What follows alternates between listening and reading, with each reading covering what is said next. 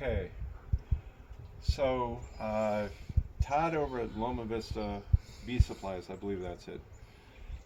He is selling some mothball derivation. Wax moths can be just absolutely brutal on hives. And they'll slime them out, they'll destroy them. I mean, it's a cluster screw.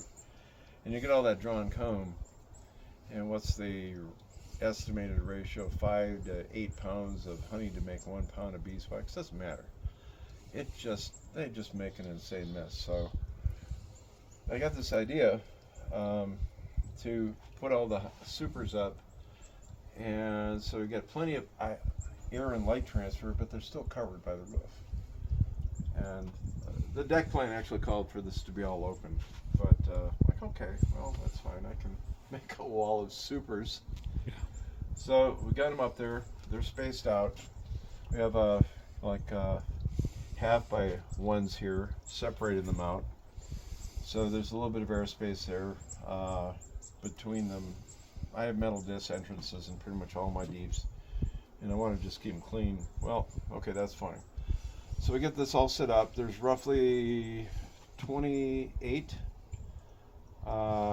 supers here, but 2 of those are honey mediums. One of them is a 6-frame nuke, so there's roughly 25 deeps here, which is enough for another 12 hives. This is a great blessing, but so we get all these put together and stacked up, and they're on white oak 4x4s, which is a real trick. And most people there's no way they're going to be able to get white oak 4x4s, and for that matter, be able to afford them. Luckily, I'm over at Vince's wood mill, and okay, so we get them there.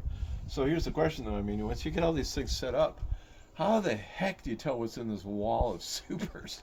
So, and I went through them initially and started using painter tape, and this is like drone frame. Well, this crap comes right off. It's about as dependable as, I don't know, a Peugeot. Talk about terrible cars. So, here's what we did. You saw our other video where we had all the honey supers lined up and they're stacked up.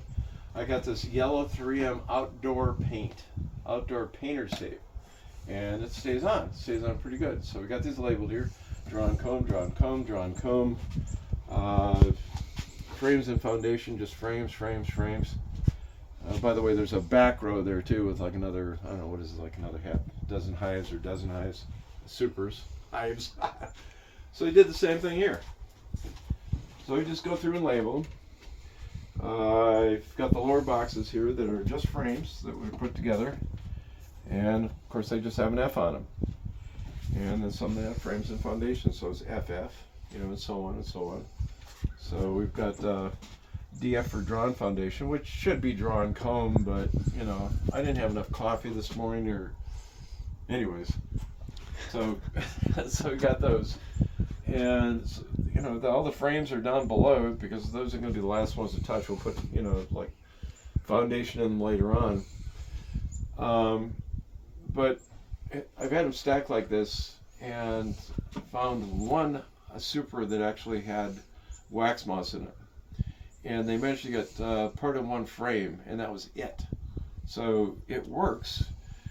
I was talking to Russell Koopman, and I think he said, was it Mike Berry, or I forget who it was. I'm sure not remember the name right. He had shown doing something like this before. But again, the trick is to get light and airflow through there. And for whatever reason here, luckily in Minnesota, it retards the...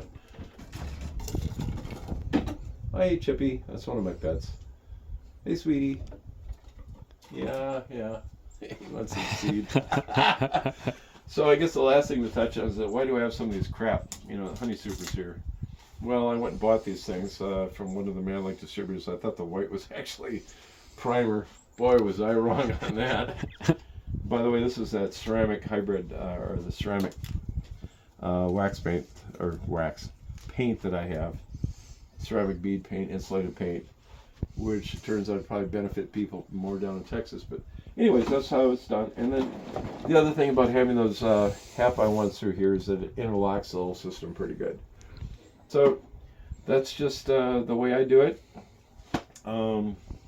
It works. Oh, and yeah, the other reason I have these things out here is that all these are these are going to be stripped, redone.